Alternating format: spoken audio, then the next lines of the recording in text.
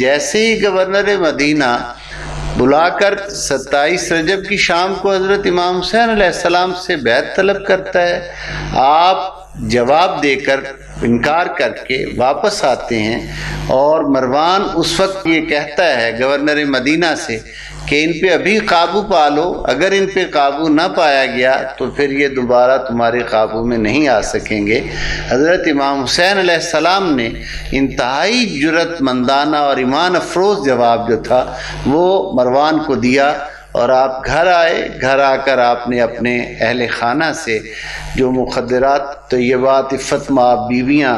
ان کے ساتھ حضرت سیدہ زینب سلام اللہ علیہا کے ساتھ آپ نے مشاورت کی، اور 28 رجب المرجب 60 ہجری کو آپ مدینہ طیبہ سے رخصت ہو جاتے ہیں۔ غور کیجئے کہ اتنا بڑا قدم اگر اس کی خانوادہ نبوت میں تیاری نہیں ہو رہی تھی تو اچانک اتنا بڑا فیصلہ، اتنا بڑا قدم کیسے اٹھایا جا سکتا ہے؟ یقیناً اس کی تیاری ساتھ ساتھ جاری تھی، اور روحانی اعتبار سے اس وقت کے لیے تمام افراد مرد و زن خانوادہ نبوت کی اور اہل بیت اطہار کے وہ تیار تھے۔ چنانچہ 28 رجب المرجب کو مدینہ طیبہ سے رخصت ہو کر مکہ مکرمہ میں پہنچتے ہیں۔ ذرا غور کیجئے، ایک شب پہلے 27 رجب کو حضور علیہ السلام معراج پر اللہ رب العزت کے مہمان بنے ہیں، شب اسراء کے دولہا بنے ہیں۔ اگرچہ سالوں کا فرق درمیان میں ہے، لیکن جب میرے مولا مدینہ کو خیر بات کہہ رہے ہوں گے تو یہ خیال تو دل میں آ رہا ہوگا کہ نانا جان کس شان کے ساتھ عرش عظیم پر مہمان بنا کر بلائے گئے، اور آج ہمیں مدینہ منورہ میں بھی رہنے نہیں دیا جا رہا، ہمیں بے سکون کیا جا رہا ہے کہ ہم مدینہ طیبہ کو خیر بات کہہ رہے ہیں۔ مدینہ طیبہ سے رخصت ہو کر 3 شعبان المعظم 60 ہجری کو آپ مکہ مکرمہ میں رونق افروز ہوتے ہیں۔ نہ تو کوئی لشکر تیار کیا جاتا ہے، نہ کوئی ساز و سامان جنگ جمع کیا جاتا ہے، نہ کوئی دوسرا۔ اور جب رمضان المبارک میں اہل کوفہ اور اہل بصرہ کی طرف سے خطوط کی آمد کا سلسلہ شروع ہوتا ہے کہ آپ آئیے،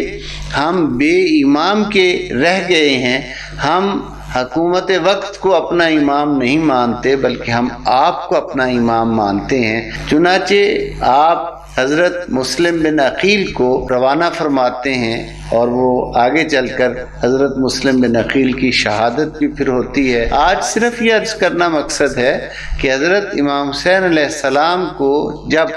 حضرت مسلم بن عقیل کی طرف سے خط آتا ہے، اطلاع آتی ہے، تو یہ ایک عالم اسباب ہے، اور عالم اسباب میں ہر کام کا ایک سبب بنتا ہے۔ یہ عالم اسباب کے تحت وہ حکمتیں تھیں جن کے ذریعہ سے حضرت امام حسین علیہ السلام عازم کربلا ہو رہے ہیں۔ بظاہر سب کو یہ کہا جا رہا ہے، فرمایا جا رہا ہے کہ ہم کوفہ جا رہے ہیں، اہل کوفہ ہمیں بلا رہے ہیں۔ حضرت عبداللہ ابن عمر، حضرت عبداللہ ابن زبیر، حضرت عبداللہ ابن عباس رضی اللہ تعالیٰ عنہما، یہ تمام شخصیات یہ عرض کرنے والی ہیں کہ آقا آپ تشریف نہ لے جائیے، لیکن حضرت امام حسین علیہ السلام جان رہے تھے کہ جو کچھ یزید کر رہا ہے اس کے نتیجے میں مکہ مکرمہ میں شہادت ممکن نہیں، بلکہ اپنی شہادت گاہ کی طرف اپنا سفر جاری کرنا چاہیے۔ حضرت امام حسین علیہ السلام وہی کر رہے تھے